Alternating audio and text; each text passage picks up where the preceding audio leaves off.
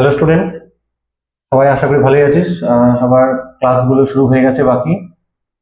আমরা যেরকম প্ল্যান করেছিলাম যে ফিজিক্স ক্লাসটা আমরা এবার থেকে অনলাইনেই করব। আজকে থেকে আমাদের ক্লাস শুরু হচ্ছে। ক্লাস শুরু করার আগে কিছু ইম্পর্টেন্ট কথা তোদের বলে রাখি।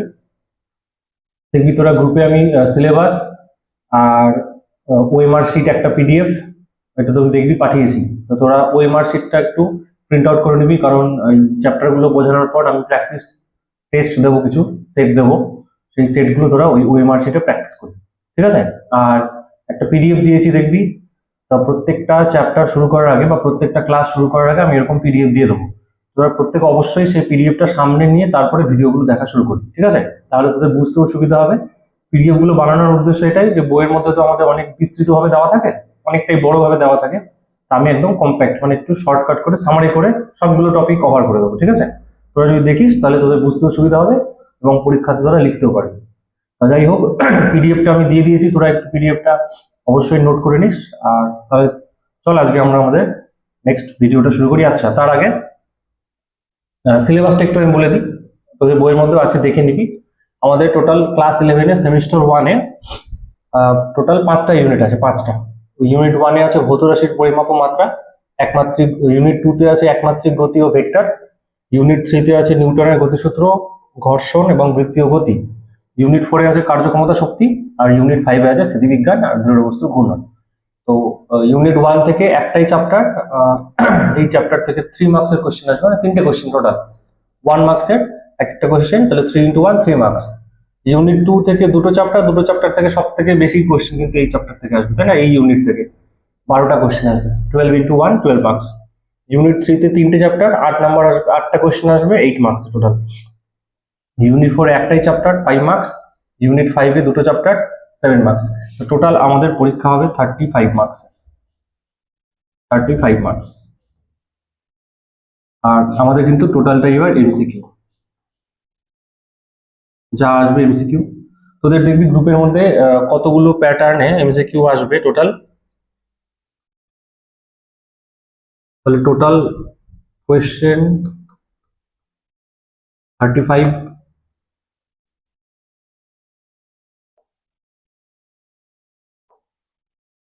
Total question 35, total marks 35, OMR based.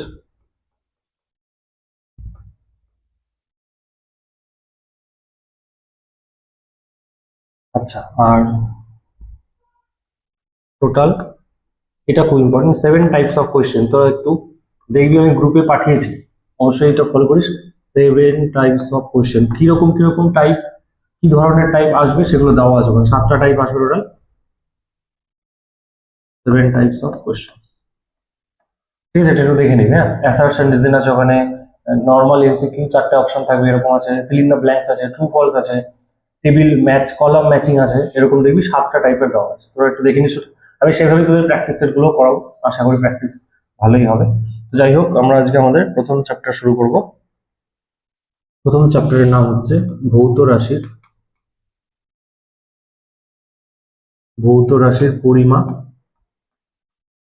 পরিমাপ ও মাত্রা। ঠিক আছে, আমি একটু পিডিএফটাই তোদের সামনে, আশা করি পিডিএফ থাকবে যখন আমি ক্লাসটা আপলোড করব।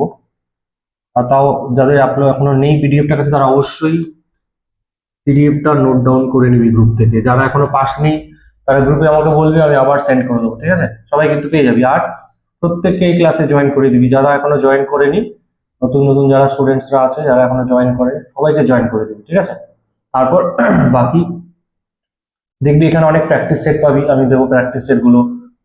আরো মডেল কোয়েশ্চেন গুলো দেবো, মডেল কোয়েশ্চেন গুলো প্রিভিয়াস ইয়ার করাবো। বইয়ের যে নিউমেরিক্যালস গুলো আছে সেগুলো আমি বুঝিয়ে দেবো। যাই হোক, যত বেশি জনকে পারবি গ্রুপে জয়েন করে দিবি, ঠিক আছে? দেখ, ভৌত রাশির পরিমাপ ও মাত্রা হচ্ছে আমাদের প্রথম চ্যাপ্টার। এই চ্যাপ্টারের মধ্যে সবাই একটু পিডিএফটা ফলো রাখিস, বা যারা এখনো নিসনি পিডিএফ তারা শুনতে থাক, শুনে শুনে আপাতত মনে রাখবি, ঠিক আছে? পরে তো পিডিএফ পেয়ে যাবি। আর যেটা আমি বোঝাচ্ছি এটা আমি গ্রুপে শেয়ার করে দেবো। দেখ, বলেছে ফার্স্ট পয়েন্টটা আমি ডিটেলস আর লিখছি না, কারণ যেহেতু পিডিএফ এর মধ্যে লেখা আছে। আমি একটু জাস্ট আউটলাইন করে বলে দিচ্ছি যে বিজ্ঞানের ইংরেজি অনুবাদ ছিল, এটা আমরা জানি সায়েন্স। সায়েন্স মানে হচ্ছে বিজ্ঞান। প্রত্যেকেই জানি আমরা, তাই না? সায়েন্স মানে বিজ্ঞান। এই শব্দটি এসেছে ল্যাটিন শব্দ সাইন্টিয়া থেকে। সাইন্টিয়া, SCIENTIA, সাইন্টিয়া। সাইন্টিয়া শব্দের অর্থ, এটা একটু মনে রাখবি, ওখানে লেখা আছে জানা। এর অর্থ হচ্ছে জানা, জানা, টু নো। আর তারপর লেখা আছে, দেখ, বিজ্ঞানের মূল লক্ষ্য হলো প্রকৃতি ও প্রাকৃতিক ঘটনা সম্পর্কে জানা। প্রকৃতি ও প্রাকৃতিক ঘটনা কি সেই জিনিসগুলো আমি একটু লিখে দিই। প্রকৃতি ও প্রাকৃতিক ঘটনা, ঠিক আছে? প্রকৃতি ও প্রাকৃতিক ঘটনা, প্রকৃতি ও প্রাকৃতিক ঘটনা। যেমন প্রাকৃতিক ঘটনা বলতে আমাদের, তোরা বলবি ভূমিকম্প, বন্যা, খরা, এগুলো। হ্যাঁ, অবশ্যই অবশ্যই সেগুলো। তাছাড়াও ওটা প্রাকৃতিক দুর্যোগ বলি আমরা। আর প্রাকৃতিক ঘটনা মানে আলো, শব্দ, তাই না? তারপর গ্রহ উপগ্রহের ঘূর্ণন, গ্রহ উপগ্রহের ঘূর্ণন। আচ্ছা, তারপর যেগুলো প্রাকৃতিক আমরা খালি চোখে দেখতে পাই, রাস্তা দিয়ে যানবাহন চলাচল, কিভাবে চলাচল করে, যানবাহন চলাচল। তা এই সমস্ত ঘটনাগুলোকে ব্যাখ্যা করে হচ্ছে আমাদের ভৌতবিজ্ঞান। ভৌতবিজ্ঞানের কথাটা আমরা একটু পরে দেখবি, আমি লিখে দিয়েছি। যাই হোক, এটা একটু মনে রাখিস যে প্রাকৃতিক ঘটনা নিয়ে আলোচনা করা হবে আমাদের 11-এর এই যে ফিজিক্সের এই চ্যাপ্টারের মধ্যে। অন্য কিছু বা এলিয়েন জাতীয় যেগুলো সম্পর্কে আমাদের জানা নেই সেগুলো নিয়ে আলোচনা হবে, ঠিক আছে? সমস্ত প্রাকৃতিক ঘটনা, যেমন ইলেকট্রন, প্রোটন বা নিউট্রন কিভাবে নিউক্লিয়াসের মধ্যে আছে বা পরমাণুর ভেতরে আছে বা পদার্থের ভেতরে আছে, ঠিক আছে? রামধনু, রামধনু কিভাবে তৈরি হয়, এই প্রত্যেকটা জিনিস আমরা কিন্তু এই ফিজিক্সের মধ্যে আলোচনা করব। ক্লাস 10 পর্যন্ত তোরা একরকম করে পড়ে এসেছিস, কিন্তু 11 থেকে পুরোপুরি প্যাটার্ন চেঞ্জ হয়ে যাবে, 360 ডিগ্রি ঘুরে যাবে পড়া। এবার এখন থেকে ডেপথে বুঝতে হবে এবং পরিষ্কারভাবে বুঝতে হবে, কিন্তু নিজে না বুঝলে আমরা কিন্তু বাকিদের বোঝাতে পারবো না বা আমরা পরীক্ষায় লিখতেও পারবো না। তাই আমি বলবো যে ক্লাস 11-এর প্রথম ক্লাস থেকেই প্রত্যেকেই মনোযোগ সহকারে ভিডিওগুলো দেখবি আর সুন্দর করে খাতার মধ্যে নোট ডাউন করবি আর প্র্যাকটিস করতে হবে, ঠিক আছে? আচ্ছা, পরে লেখা আছে, দেখ, প্রকৃতির অধ্যয়ন দুটি প্রধান ভাগে বিভক্ত। প্রকৃতিকে আমরা দুটি ভাগে ভাগ করতে পারি, তোরা আগাগোড়াই জানিস, তাও আমি লিখে দিচ্ছি, এবার বুঝতে পারবি যে কেন ওইভাবে আমাদের ভাগ করা থাকতো, ঠিক আছে? যেমন প্রকৃতির দুটো ঘটনা, একটাকে আমরা বলি ভৌত বিজ্ঞান, তোরা ক্লাস 10-এ পড়েছিস ভৌত বিজ্ঞান, আর একটা হচ্ছে জীবন বিজ্ঞান, ঠিক আছে? বিভিন্ন ভাবে, কারণ বিভিন্ন দৃষ্টিভঙ্গিতে প্রকৃতিকে বিভিন্ন ভাগে ভাগ করা যায়। একটা ভাগ আমি দেখে দেখাচ্ছি, ভৌত বিজ্ঞানকে আমরা বলতাম ফিজিক্যাল সায়েন্স, মনে আছে? ফিজিক্যাল সায়েন্স, এটা ছিল মানে আমাদের লাইফ সায়েন্স। আচ্ছা, এটার বলার উদ্দেশ্য হচ্ছে এরকম ছিল যে বিভিন্ন জড়বস্তু সংক্রান্ত যে সমস্ত নিয়ম, মানে জড়বস্তুগুলি যে নিয়ম পালন করে তাদের আমরা আলোচনা করবো হচ্ছে ভৌত বিজ্ঞানে। আর সজীব বস্তু, যারা জীবিত, জীবিত বস্তুদের আমরা আলোচনা করবো জীবন বিজ্ঞান। তা ভৌত বিজ্ঞানের আবার দুটো ভাগ আছে, এটা একটু খেয়াল রাখবি। ভৌত বিজ্ঞানের দুটি ভাগ আছে, একটাকে আমরা বলি পদার্থবিদ্যা, যেটা আমরা পড়বো আমাদের যেই সাবজেক্ট পদার্থবিদ্যা বা পদার্থ বিজ্ঞানও বলতে পারিস। আর এটা হচ্ছে আমাদের রসায়ন বিদ্যা, মানে কেমিস্ট্রি, দুটো ভাগ হয়ে যায়, রসায়ন বিদ্যা। এইটার নাম হচ্ছে ফিজিক্স, এটার নাম হচ্ছে কেমিস্ট্রি। আশা করি তাহলে ক্লিয়ার হয়ে গেল এইটুকু পার্ট, একটা ফিজিক্স একটা কেমিস্ট্রি। তা আমরা যেটা বলবো সেটা হচ্ছে ফিজিক্স। এবার ফিজিক্সের কিছু কথা বলে রাখি। আচ্ছা, আজকে ইন্ট্রোডাক্টরি ক্লাস, মানে কেন ফিজিক্স পড়বো, কেন আমাদের 11-12 থেকে এই সাবজেক্টগুলো আলাদা হয়ে গেল, সেই সম্পর্কে আমরা বেশি জানবো এখানে, ঠিক আছে? ওখানে দেখ টেক্সট পয়েন্ট, আমি একটু পয়েন্ট ওয়াইজ বলে দিচ্ছি। নেক্সট পয়েন্টে দেখ আমরা লিখেছি যে পদার্থবিদ্যায় আমরা প্রকৃতি ও প্রাকৃতিক ভৌত ঘটনার সাথে সম্পর্কিত বিষয়গুলি নিয়ে আলোচনা করবো, যেটা একটু আগে আমরা বলেছিলাম।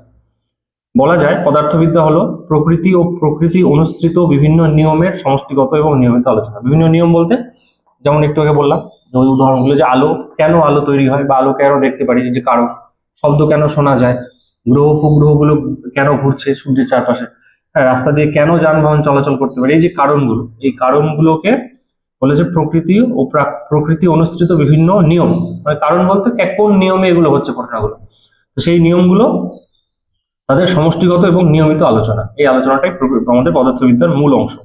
তারপরে বলা আছে দেখ ফিজিক্স বা পদার্থবিদ্যা গ্রিক শব্দ ফিসিস থেকে এসেছে, তা এটাও একটু তোরা জেনে রাখ, জাস্ট পরীক্ষায় তো আর এটা আসবে না। তো ফিজিক্স এসেছে হচ্ছে ওই গ্রিক শব্দ, সবই দেখ ম্যাক্সিমাম কিন্তু গ্রিক শব্দ থেকেই আসছে। গ্রিক শব্দটা ছিল ফিসিস, PHYSIS, ফিসিস থেকে। ফিসিসের অর্থ হচ্ছে প্রকৃতি, এটার অর্থ হচ্ছে প্রকৃতি, এই জন্য প্রাকৃতিক ঘটনা নিয়ে এখানে আলোচনা করা, ফিসিস, ঠিক আছে। আর আরেকটি শব্দ আছে ফিজিকা, আরেকটি শব্দ ফিজিকা, এর মানে হচ্ছে প্রকৃতিকে জানা, যে to know knowledge of nature, তার মানে প্রকৃতির জ্ঞান, ঠিক আছে, নলেজ অফ নেচার।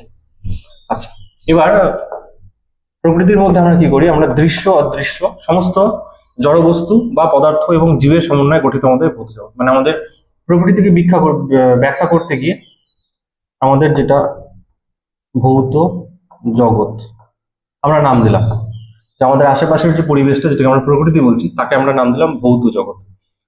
ভৌত জগৎ বলতে ওই মুহূর্তে আমাদের মানে সায়েন্টিস্টদের যেটা নলেজ ছিল সেটা হচ্ছে শুধুমাত্র পৃথিবী। তারপর তো আমরা জানতে পারলাম যে পৃথিবীর বাইরেও অনেক জগৎ আছে, তাই না? আপাতত আমরা যাকে নিয়ে আলোচনা করতে চলেছি ফিজিক্স বা পদার্থবিদ্যার মধ্যে, তাকে নাম দেওয়া হলো ভৌত জগৎ।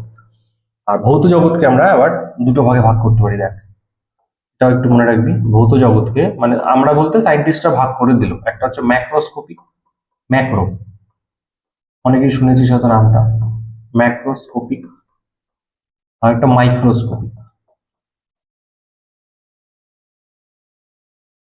ঠিক আছে। ম্যাক্রোস্কোপিক মানে ম্যাক্রো মানে বড়, যেটা খালি চোখে দৃশ্যমান, মানে বৃহৎ বস্তু, বৃহৎ বস্তু বা খালি চোখে দৃশ্যমান, বুঝতে পারলি তো? এদের আমরা বলি হচ্ছে ম্যাক্রোস্কোপিক, দৃশ্যমান। আর মাইক্রোস্কোপিক মানে হচ্ছে ক্ষুদ্র বস্তু, ক্ষুদ্র বস্তু বা অদৃশ্য, দৃশ্যমান হবে না। তাহলে ভৌত জগৎকে আমরা দুটো ভাগে ভাগ করলাম, একটা মাইক্রোস্কোপিক, একটা ম্যাক্রোস্কোপিক, আরেকটি হচ্ছে মাইক্রোস্কোপিক। তো দুটো নিয়ে আলোচনা হবে আমাদের। ম্যাক্রোস্কোপিক আর মাইক্রোস্কোপিকের একটু ব্যাখ্যাটা পরে দেখ করা আছে, ওই ব্যাখ্যাটার মধ্যে একটু আসছি। ম্যাক্রোস্কোপিকের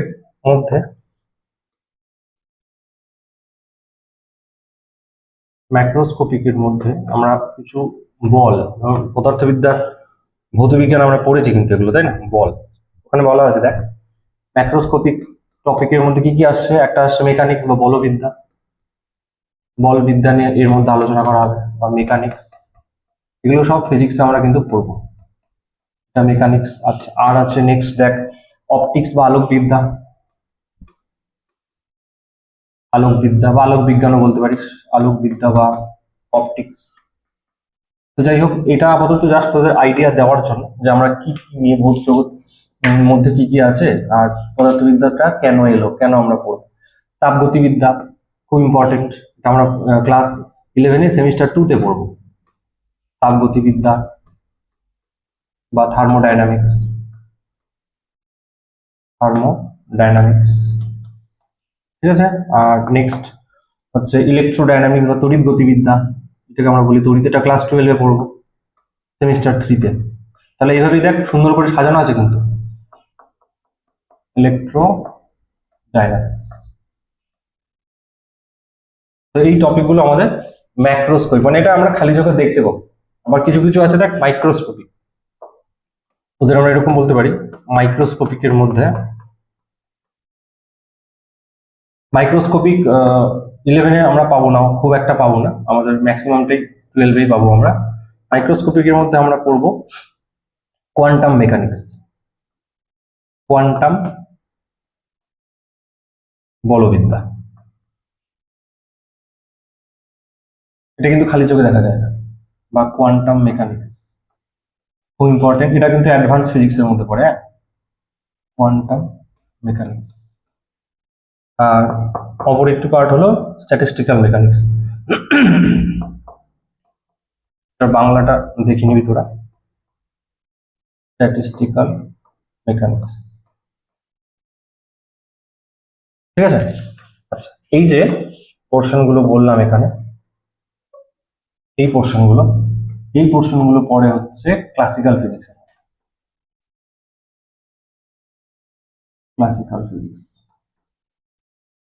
কিছুটা মডার্ন ফিজিক্স, আর এই পার্ট গুলো পড়ে যায় আমাদের মডার্ন ফিজিক্স এবং আধুনিক পদার্থবিদ্যা।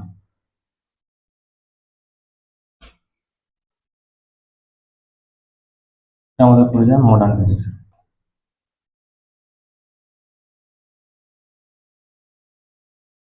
ঠিক আছে, মডার্ন ফিজিক্সের মধ্যে ওটা পরে ক্লাসিক্যাল ফিজিক্স, মানে সনাতন পদার্থবিদ্যা। যেটা ক্লাসিক্যাল বলতে আমরা বুঝবো যেটা পূর্ব, একদম শুরুর দিকের ফিজিক্স, এটা শুরুর ফিজিক্স, শুরুতেই যে ফিজিক্স গুলো আলোচনা করা হতো।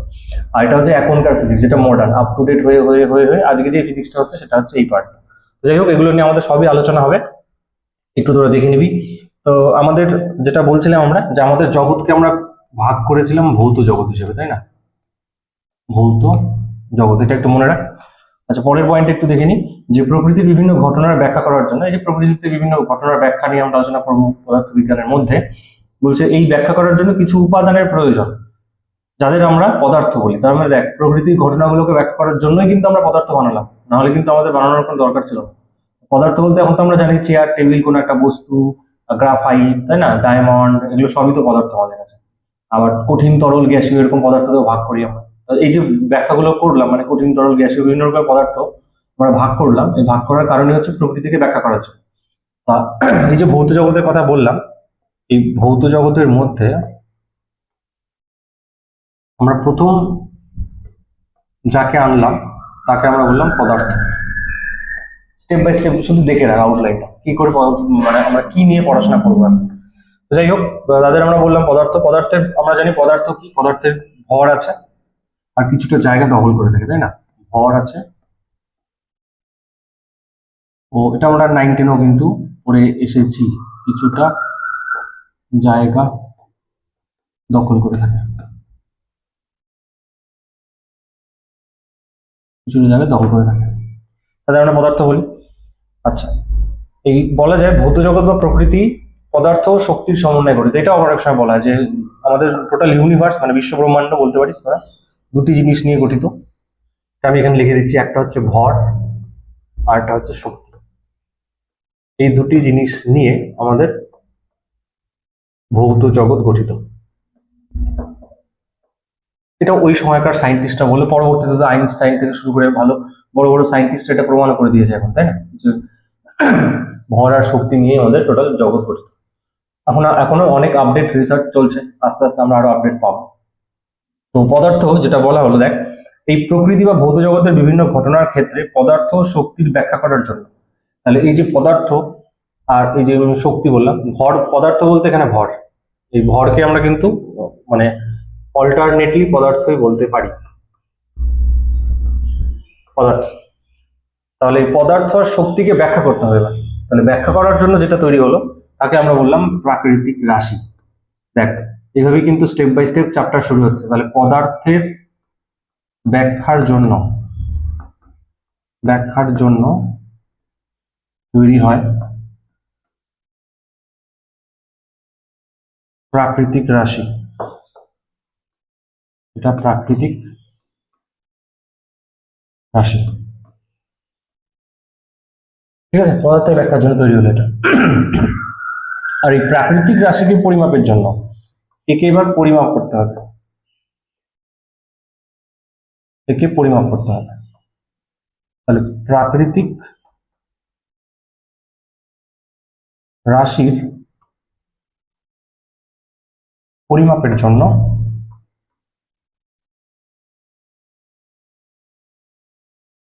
তৈরি হয়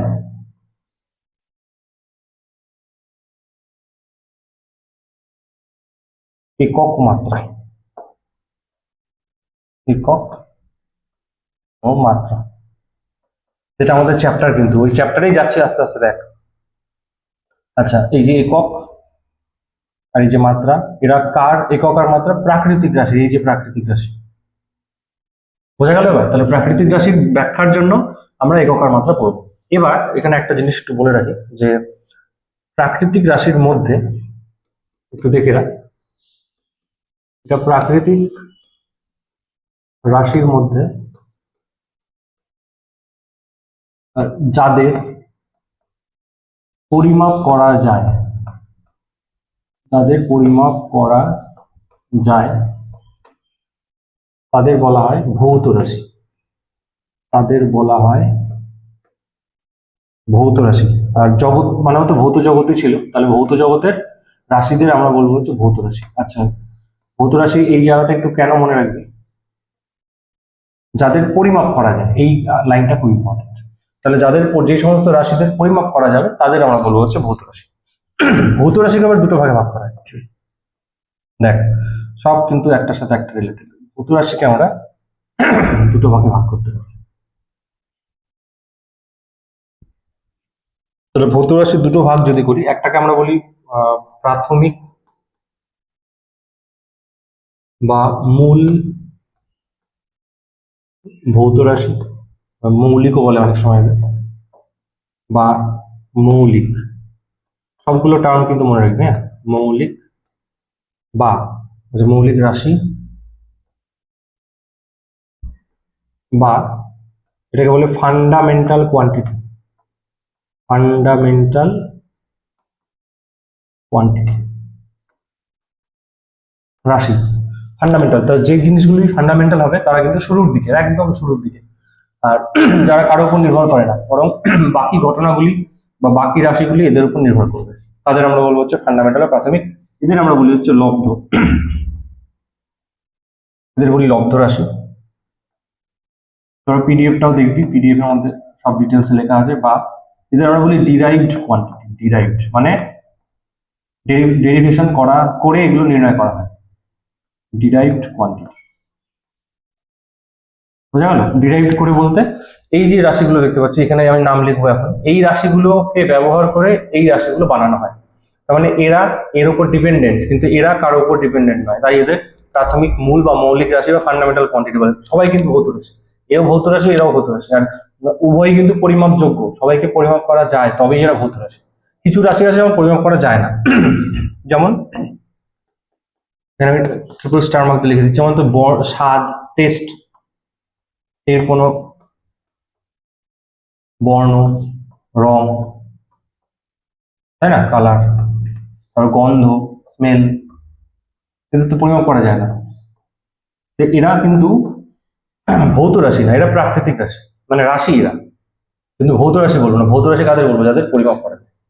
এটা ভৌত রাশি না, কিন্তু এটা রাশি আর কি। মানে আমাদের প্রকৃতিকে ব্যাখ্যা করতে গিয়ে এদেরও আমাদের হেল্প লাগে, এদেরও সাহায্য লাগে, কিন্তু এদের ভৌত রাশি বলতে পারবো না। যাই হোক, আমরা এখন যেটা আলোচনা করবো যে প্রাথমিক রাশিগুলি কি কি, বা মৌলিক রাশিগুলি কি কি, আর লব্ধ রাশিগুলি কি কি। ঠিক আছে, দেখ পিডিএফ এর মধ্যে যদি তোরা একটু দেখিস, তাহলে মৌলিক রাশি, মৌলিক রাশি, মৌলিক রাশি যতগুলো আছে, টোটাল মৌলিক রাশি আছে আমাদের 7টি। দেখ 7টা রাশি আছে, পরপর লেখা আছে, পিডিএফটা একটু সবাই দেখবি। প্রথমটা হচ্ছে ভর, যেটাকে আমরা বলি মাস। 2 নম্বরে আছে আমাদের দৈর্ঘ্য, যাকে আমরা বলি লেন্থ, লেন্থ। 3 নম্বরে আছে সময়, যাকে আমরা বলি টাইম। আচ্ছা, 4 নম্বরে আছে তাপমাত্রা, যাকে আমরা বলি টেম্পারেচার। ঠিক। 5 নম্বরে আছে তড়িৎ প্রবাহ, তড়িৎ প্রবাহ, যাকে আমরা বলি ইলেকট্রিক কারেন্ট, ইলেকট্রিক কারেন্ট। 6 নম্বরে আছে আমাদের দীপন প্রাবল্য, দীপন প্রাবল্য, এটাকে আমরা বলি লুমিনাস, লুমিনাস, এটা আলোর সাথে সম্পর্কযুক্ত। হ্যাঁ, লুমিনাস ইন্টেন্সিটি, লুমিনাস ইন্টেন্সিটি। আর 7 নম্বরে আছে আমাদের পদার্থের পরিমাণ, পদার্থের, যেটা কেমিস্ট্রিতে তোরা পড়বি হয়তো, পদার্থের পরিমাণ, যেটাকে আমরা মোল বলি, মোল সংখ্যা। পদার্থের পরিমাণ, এটাকে আমরা বলি amount of substance, amount of substance. ওই 1 মোল, 2 মোল, 3 মোল যেটা আমরা পড়ি, সেটা অথবা কোয়ান্টিটি অফ সাবস্টেন্সও বলতে পারিস, ঠিক আছে, বা কোয়ান্টিটি অফ ম্যাটার, এটাকে আমরা এইভাবেও লিখতে পারি, অর কোয়ান্টিটি অফ ম্যাটার, যেটা খুশি। বোঝা গেল? তো এই 7টি হচ্ছে আমাদের প্রাথমিক রাশি, মানে এই রাশিগুলো কোনো রাশির উপর নির্ভর করে না, এরা ইন্ডিপেন্ডেন্ট, স্বাধীন। এদের ওপরে বরং কিছু কিছু রাশি ডিপেন্ড করে, যাদের আমরা লব্ধ রাশি বলি। তো এইরকম মৌলিক রাশি আমাদের 7টা আছে, আর 2টো রাশি আছে যাদের আমরা মৌলিক তো বলি না, কিন্তু ওদের আমরা বলি সম্পূরক রাশি। আচ্ছা, আগে সম্পূরক রাশি বোঝানোর আগে আমি একটা জিনিস বলে দিই। এই যে মৌলিক রাশিগুলো আছে, এরপরে তো লব্ধ রাশি ছিল, যেটা আমরা লিখেছিলাম এখানে, একটা প্রাথমিক মৌলিক রাশি আর একটা লব্ধ রাশি। তো লব্ধ রাশি দেখাচ্ছে কিভাবে মৌলিক রাশি দিয়ে আমরা লব্ধ রাশিকে বানাবো। দেখ এবার লব্ধ রাশি, লব্ধ রাশি প্রচুর আছে, আমি লিখে শেষ করতে পারবো না। আমি একটা টেবিল তোদের পাঠিয়ে দেবো, তোরা একটু দেখে নিবি লব্ধ রাশি। আমি কিছু কিছু উদাহরণ দিয়ে দিচ্ছি এখান থেকে। যেমন ধর, প্রথম লব্ধ রাশিকে আমরা এরকম বলতে পারি। আচ্ছা, একটু জিনিস এখানে লিখে দিই, এরা কিন্তু হয়তো নড়ে গেল, দেখি না।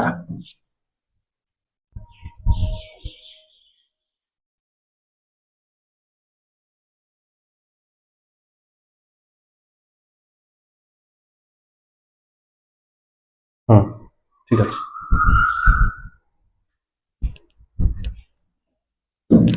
এরা, এটা একটু মনে রাখতে হবে, এই রাশিগুলি স্বাধীন, এরা স্বাধীন রাশি, এরা কারোর উপর নির্ভর করে না। কিন্তু এখন যাদের দেখাবো, এরা কিন্তু নির্ভর করে প্রাথমিক বা মৌলিক রাশির উপর নির্ভরশীল।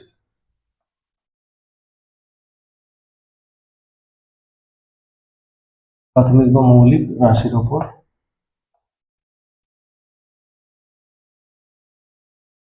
নির্ভরশীল, ঠিক আছে, এটা নির্ভরশীল। যেমন ক্ষেত্রফল,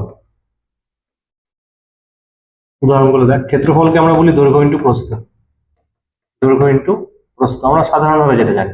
অনেক রকমেরই ক্ষেত্রফল, এবং বৃত্তের ক্ষেত্রফল তো আর দৈর্ঘ্য প্রস্থ হবে না, বৃত্তের ক্ষেত্রফলের সমীকরণ হচ্ছে পাই আর স্কোয়ার। তো যাই হোক, সাধারণভাবে যদি ক্ষেত্রফলকে আমরা বলি আয়তক্ষেত্রের ক্ষেত্রফল, দৈর্ঘ্য ইন্টু প্রস্থ, দৈর্ঘ্যকে তো দৈর্ঘ্য লিখলাম, প্রস্থ আসলে তো দৈর্ঘ্যই, তাই না? প্রস্থ তো আসলে একটি দৈর্ঘ্য, তাহলে দৈর্ঘ্য ইন্টু দৈর্ঘ্য, তার মানে এই যে আমাদের লব্ধ রাশি, এই যে লব্ধ রাশি, এই কিন্তু এই যে দৈর্ঘ্য প্রাথমিক রাশির উপর নির্ভরশীল, এই কারণে ক্ষেত্রফলকে আমরা লব্ধ রাশি বলবো। আরো যেমন আয়তন, আয়তনকে আমরা লিখতে পারি, আয়তন, যদি ঘনকের আয়তন বলি, আমি ঘনকের আয়তন, মানে আমি অনেক রকম ভাবে প্রকাশ করতে পারি আমরা, আমি দুটো মানে একরকম ভাবে দেখাচ্ছি। ঘনকের আয়তন বলতে আমরা একে লিখতে পারি দৈর্ঘ্য ইন্টু প্রস্থ ইন্টু উচ্চতা, তাই না? দৈর্ঘ্য ইন্টু প্রস্থ ইন্টু উচ্চতা। আর যদি একটু ডেপথে দেখি, তাহলে 3 জনেই দৈর্ঘ্য, আমাদের এখানে 3 জনেই দৈর্ঘ্য, দৈর্ঘ্য ইন্টু দৈর্ঘ্য ইন্টু দৈর্ঘ্য। তার মানে আয়তন যে লব্ধ রাশি, আয়তন লব্ধ রাশিটি পরোক্ষভাবে কার উপর নির্ভরশীল? দৈর্ঘ্যের উপর। বোঝা গেল? আরো দেখাচ্ছি আমি। যেমন আমরা বলতে পারি ঘনত্ব, আমরা জানি ঘনত্ব মানে ভর বাই আয়তন। তো ভর তো আমাদের প্রাথমিক বা মৌলিক রাশি ছিল, ভর বাই আয়তন, আর আয়তন দৈর্ঘ্যের উপর নির্ভরশীল, তো ভর থাকলো, আর এখানে আমরা বলতে পারি দৈর্ঘ্য ইন্টু দৈর্ঘ্য ইন্টু দৈর্ঘ্য, দৈর্ঘ্য ইন্টু দৈর্ঘ্য ইন্টু দৈর্ঘ্য। আচ্ছা, এখানে একটা জিনিস মনে পড়লো, এটা তোরা এখন থেকে মনে রাখবি, কিন্তু এটা অনেক সময় কাজে লাগবে। যেমন এখানে একটু দেখ, এই যে দৈর্ঘ্য ইন্টু দৈর্ঘ্য, এই দুটি দৈর্ঘ্যের গুণফলকে তো আমরা ক্ষেত্রফল বলি। তাহলে এখানে কিন্তু আমরা এরকমও লিখতে পারি যে আয়তন ইকুয়াল টু ক্ষেত্রফল ইন্টু দৈর্ঘ্য। এই ফর্মুলাটা এখন থেকে মনে রাখবি। আয়তনকে আমরা দুভাবে লিখতে পারি, লিখতে পারি অনেকভাবে, কিন্তু যে দুটো আমার সব থেকে বেশি মনে রাখতে হবে, যে দুটি, সেই দুটি হলো এটা। একটা হচ্ছে আয়তন মানে দৈর্ঘ্য ইন্টু দৈর্ঘ্য ইন্টু দৈর্ঘ্য, বা দৈর্ঘ্যের কিউব বলতে পারিস।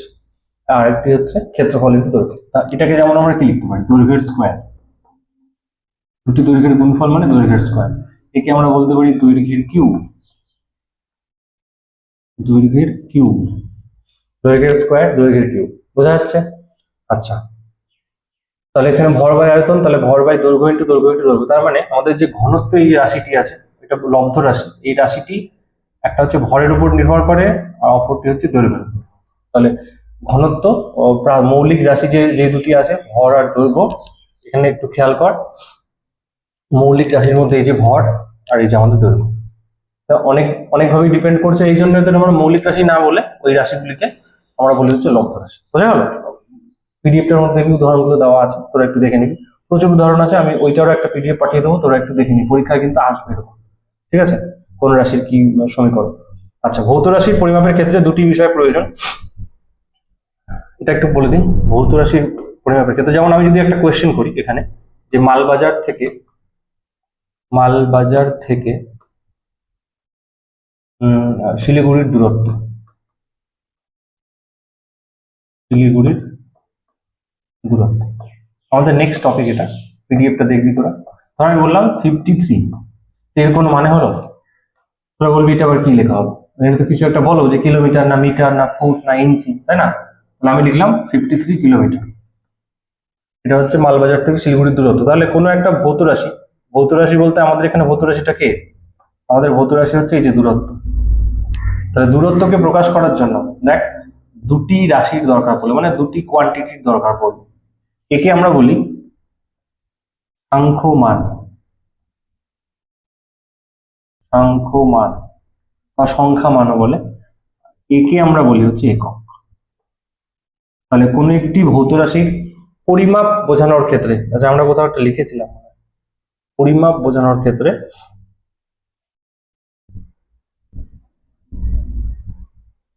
ভৌত রাশির পরিমাপ বোঝানোর ক্ষেত্রে, হ্যাঁ এই যে পরিমাপের জন্য তৈরি হয় একক আর মাত্রা। মাত্রা আমি পরে আসছি, দেখ এককটা কিন্তু আমাদের কাজে লেগে গেল। তাহলে পরিমাপের ক্ষেত্রে আমরা যেটা করব, পরিমাপের ক্ষেত্রে কোনো একটা ভৌত রাশির পরিমাপের ক্ষেত্রে আমরা দুটো জিনিস ব্যবহার করি এখানে, ইউজ করি। একটা হচ্ছে সংখ্যমান, মানে সংখ্যায় একটা ব্যাপার লাগবে, আরেকটি হচ্ছে একক, একক লাগবে। এবার তোরা বলবি এটা হঠাৎ করে কেন হলো? এটা হঠাৎ করে আসেনি, আমাদেরই টেকনিকটা, মানে ডেইলি লাইফে আমরা এরকম করে কথা বলি। যেমন একটা উদাহরণ দিই, দেখ এটা আমাদের পিডিএফ এও আছে, তোরা একটু পরে দেখে নিবি। যেমন ধর আমি বললাম যে হাতির ওজন আমি জানি না, হাতির ওজন আমরা জানি না, সাপোজ ধরে নিচ্ছি, কিন্তু মানুষের ওজন আমরা জানি। মানুষের ওজন ধর আমি বললাম 3 কেজি, 3 কেজি কম হয়ে গেল, 30 কেজি। তাহলে এটা একটি মানুষের ওজন। তাহলে একটি মানুষের ওজন ধর 30 কেজি, এটা আমরা জানি। হাতির ওজন আমরা জানি না, কিন্তু আমরা কম্পেয়ার করে কিভাবে বলি, আমরা এরকম করে বলি না যে 30টি মানুষের ওজনের সমান, 30টি মানুষের ওজনের সমান।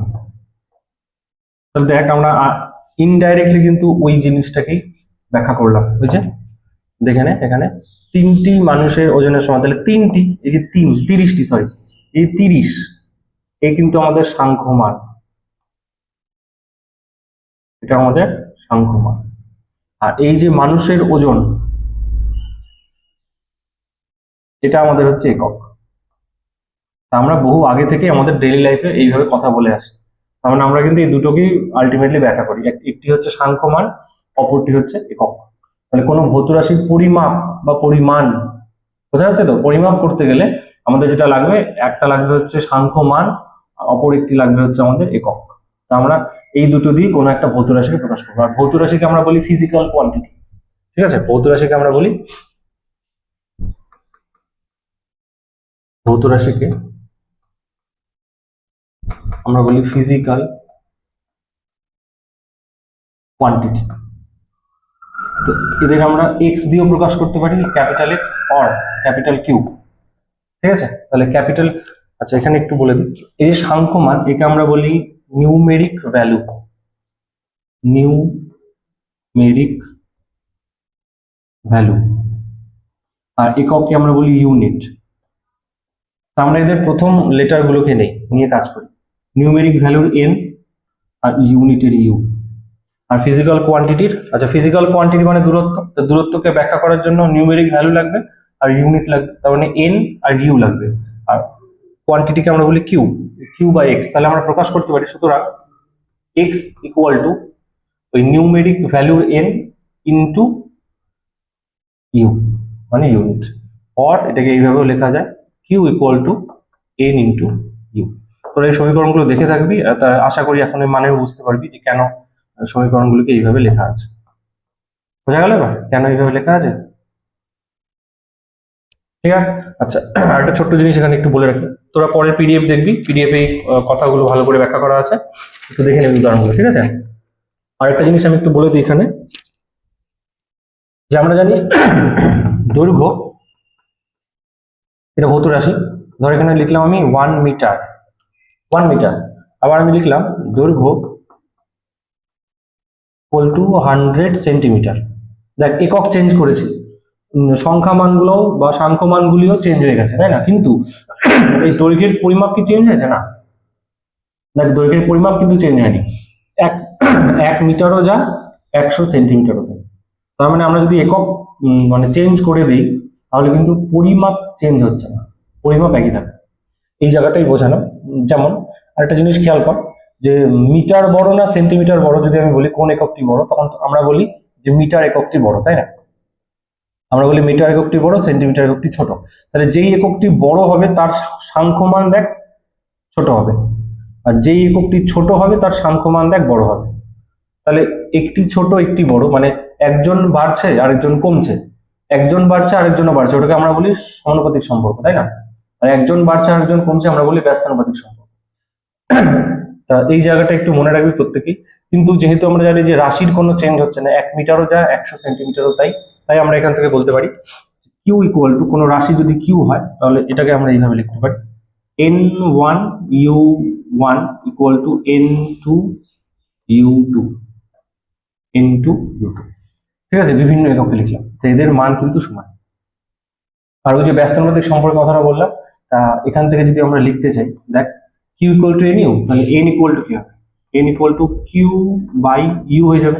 কোনো একটা রাশি মনে রাখবি, এদিকে যদি গুণ হিসেবে থাকে, এখানে যদি গুণ হিসেবে থাকে, তো যদি আমরা সমীকরণের এদিকে নিয়ে চলে আসি ইকুয়াল টু বা দিকে, তাহলে ভাগ হয়ে যাবে। তাহলে n equal to Q by U, Q তো ধ্রুবক কারণ কিউ এর মান পরিবর্তন হচ্ছে না, সুতরাং এখান থেকে আমি লিখতে পারি n proportional to 1 by U. দেখ যে কথাটা বললাম সেই কথাটা কিন্তু আমাদের প্রমাণ হয়ে যাচ্ছে এখানে, তাই না? এখানে প্রমাণ হয়ে যাচ্ছে এই যে ইউ মানে ইউনিট আর এন মানে নিউমেরিক ভ্যালু, যার ইউনিট মানে একক ছোট হবে তার নিউমেরিক ভ্যালু বড় হবে, আর যার একক বড় হবে তার নিউমেরিক ভ্যালু ছোট হবে, ব্যস্তানুপাতিক সম্পর্ক। ঠিক এখানেও যেরকম করে দেখলাম, একক যার বড় তার নিউমেরিক ভ্যালু ছোট, একক যার ছোট তার নিউমেরিক ভ্যালু বড়। বোঝা গেল? এই জায়গাটা একটু খেয়াল করে রাখবি তোরা।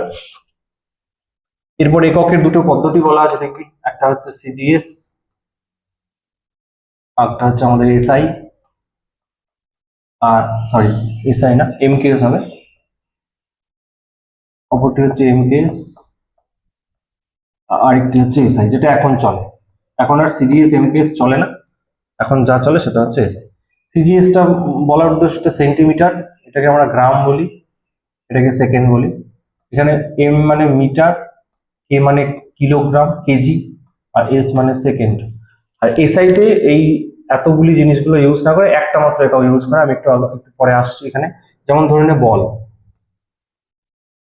বলের এটা তোরা জানিস প্রত্যেকে এসআই একক, যদি এসআই একক আমরা জিজ্ঞেস করা হয় আমাদের, আমরা বলবো নিউটন, নিউটন, নিউটন সিম্বল আমরা ক্যাপিটাল এন লিখি, তাই না? এদের নিয়মও আছে, সেই নিয়মগুলো আমরা একটু পরে পড়বো। যাই হোক, এসআই একক হচ্ছে নিউটন। নিউটনের মধ্যে এই মিটার কেজি সেকেন্ড কিভাবে আছে এটা কিন্তু আমরা বলতে পারবো।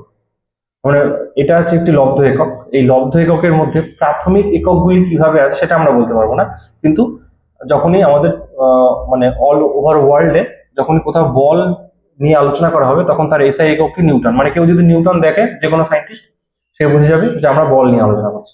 বোঝা গেল? এইভাবে এসআই এককগুলো, যেমন কার্য, কার্যের এসআই একক তোরা জানিস, এসআই একক এটা হবে জুল, জুল ক্যাপিটাল জে লেখা হয়, তাই না? জুলকে। এইভাবে অনেকগুলো এসআই একক আছে, আর এই এককগুলি এখন কিন্তু প্রচলিত, স্ট্যান্ডার্ড ইউনিট বলে এটা, ঠিক আছে? International standard unit. আচ্ছা, যাই হোক, এইগুলো দেখে নিবি তোরা প্রত্যেকেই। আর এর পরবর্তীতে দেখ, পিডিএফ এর মধ্যে 7টি প্রাথমিক রাশি, তাদের একক আর এককের চিহ্ন দেওয়া আছে। খুব ইম্পর্টেন্ট, এখন থেকে আমাদের এটাই লিখতে হবে। মৌলিক 7টি মৌলিক এককের মৌলিক রাশির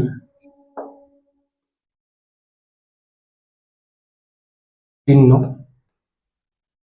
ও তাদের একক এবং এককের চিহ্ন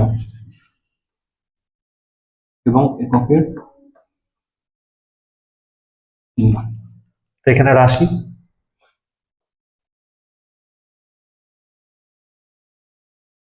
একক আর এককের চিহ্ন। এই এককের চিহ্ন লেখার নিয়মটা আমি একটু পরে বলে দিচ্ছি, কিভাবে একককে লিখতে হয়। ঠিক আছে, একক, রাশি, একক আর চিহ্ন। প্রথমে ছিল আমাদের দৈর্ঘ্য, এটা একটু খেয়াল রাখবে সবাই। দৈর্ঘ্যকে আমরা এল মানে লেন্থ, এক্স দিয়ে প্রকাশ করব, ডি দিয়ে প্রকাশ করব, আর এস দিয়ে প্রকাশ করব, আর আর দিয়ে প্রকাশ করবো। এত কিছু দিয়ে আমরা দৈর্ঘ্যকে প্রকাশ করতে পারি। ঠিক আছে, এটা একটু তোরা খেয়াল রাখবি। দৈর্ঘ্য এর একক হচ্ছে মিটার,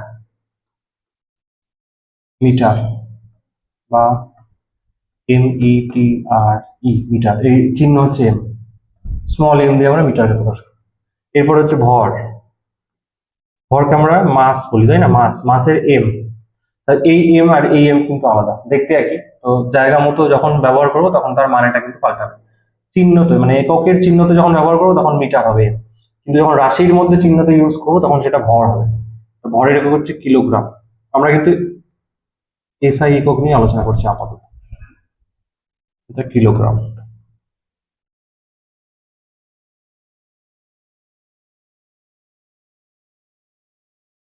একে আমরা বলি কেজি। সময়, এটা আমরা জানি, সময়কে আমরা স্মল টি দিয়ে প্রকাশ করব, এটাকে আমরা বলি সেকেন্ড। সেকেন্ড, এটাকে এস দিয়ে প্রকাশ করি, শুধু S, small S, capital S না কিন্তু। সময় গেল, তারপরে তড়িৎ প্রবাহ। তোরা একটু পিডিএফটা দেখে নিবি, পিডিএফ এর মধ্যে সবই আছে। তড়িৎ প্রবাহকে আমরা আই দিয়ে প্রকাশ করি, হয় ক্যাপিটাল আই অথবা স্মল আই, যেটা খুশি। ক্যাপিটাল আই দিয়ে প্রকাশ করা যাবে, স্মল আই দিয়ে প্রকাশ করা যাবে। এটাকে আমরা বলি হচ্ছে অ্যাম্পিয়ার, এর একক।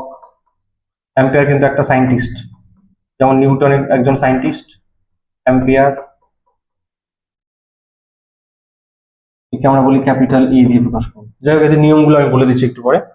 আর তারপরে পদার্থের পরিমাণ, যে তাপমাত্রাটা বলে দিই, তাপমাত্রাকে আমরা থিটা দিয়ে প্রকাশ করি। আর এটা হচ্ছে আমাদের কেলভিন, এসআই পদ্ধতিতে। আরো আছে সেলসিয়াস, ফারেনহাইট। সেলসিয়াস ফারেনহাইটও আছে, আমরা এখানে কেলভিন লিখলাম, কেলভিন।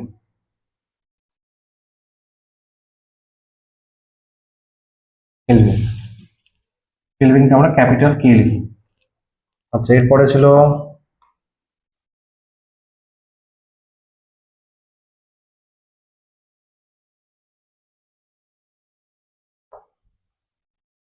পদার্থের পরিমাণ। পদার্থের পরিমাণকে আমরা স্মল এন দিয়ে প্রকাশ করবো। ঠিক আছে, স্মল এন, স্মল এন। একে আমরা বলি হচ্ছে মোল। কেমিস্ট্রিতে তোরা পড়বি এটা, মোল। এর সিম্বল হচ্ছে MOL, মোল। আর এককের সিম্বল এটা, হ্যাঁ। আর ছিল আমাদের দীপন প্রাবল্য। দীপন প্রাবল্য, দীপন প্রাবল্যকে আমরা IV দিয়ে প্রকাশ করবো, IV। একে আমরা বলি ক্যান্ডেলা। এর এককের নাম হচ্ছে SI একক, ক্যান্ডেলা। একে আমরা CD দিয়ে প্রকাশ, small C small D, small C small D দিয়ে প্রকাশ, ক্যান্ডেলা, CD। এই ছিল আমাদের প্রথম 7টি মৌলিক রাশি, তাদের একক এবং এককের চিহ্ন। এই চিহ্নগুলো কিন্তু এখন থেকে আমাদের ব্যবহার করতে হবে। ঠিক আছে, আচ্ছা। এবার যেটা বলছিলাম যে আমাদের একটু আগে তোদেরও বলছিলাম যে কিছু সম্পূরক রাশি আছে। তো দুটি সম্পূরক রাশি সাধারণত আমরা দেখি এখন। সম্পূরক, দুটি সম্পূরক রাশি আছে। একটি হচ্ছে কোণ। তোরা জানিস কোণ কাকে বলে? কোণ হচ্ছে দুটি সরলরেখা কেন্দ্রে যে রাশিটি উৎপন্ন করে, তাই না? তাকে আমরা থিটা দিয়ে প্রকাশ করি। দেখ, কোণও কিন্তু থিটা দিয়ে প্রকাশ করি আমরা। কোণের সিম্বল হচ্ছে থিটা। কোণকে আমরা একক যদি বলি, কোণের একক হচ্ছে রেডিয়ান। এটাকে আমরা বলি,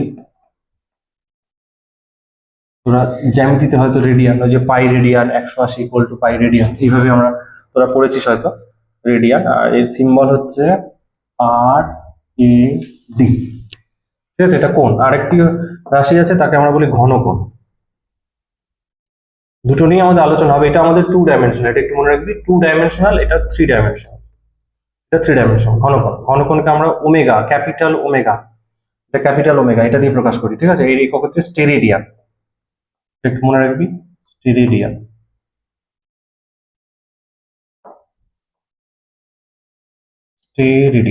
রেডিয়ানের আগে একটা স্টেরেডিয়ান, স্টেরেডিয়ান। একে আমরা বলি স্মলার স্টেরেডিয়ান। এর এককের চিহ্ন, একক হচ্ছে স্টেরেডিয়ান, এসআই একক। আর ঘনকোণ মানে দেখ, ঘনকোণ মানে কোনো একটা ক্ষেত্রফল, সাপোজ ধর একটা গোলক আছে এখানে, গোলক 3 ডাইমেনশনাল কথা বলা হচ্ছে, কিন্তু দাঁড়া গোলকটাকে এইভাবে দেখাই।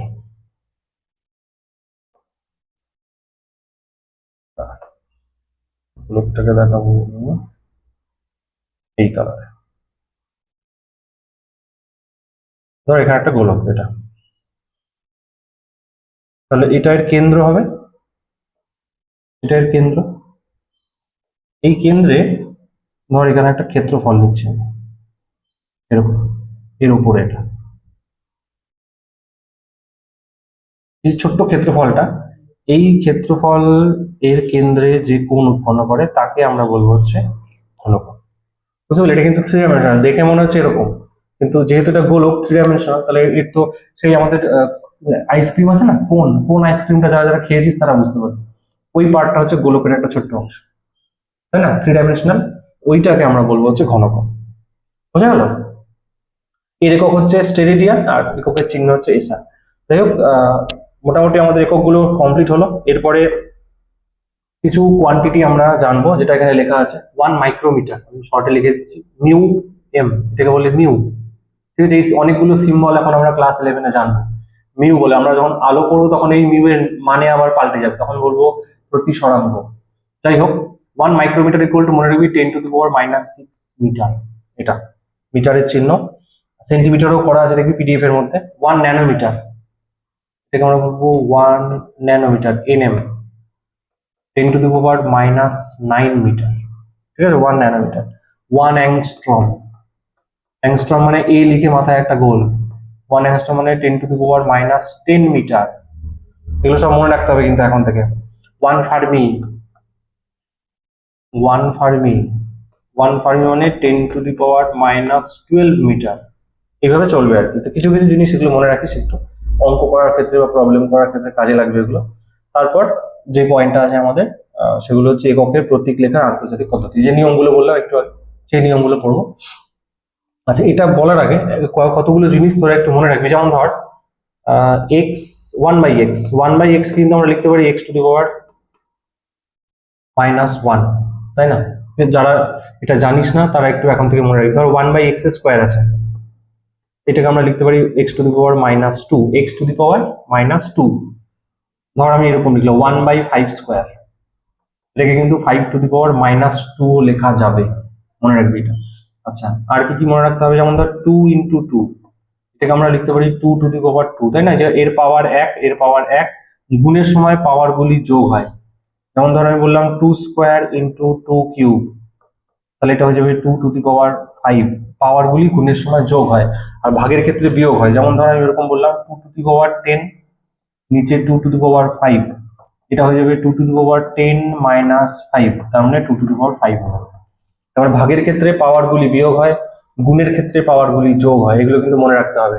আবার কি কি মনে রাখবি? যেমন ধর √x, এটাকে মনে রাখবি, এটা x⁻½ লেখা হয়।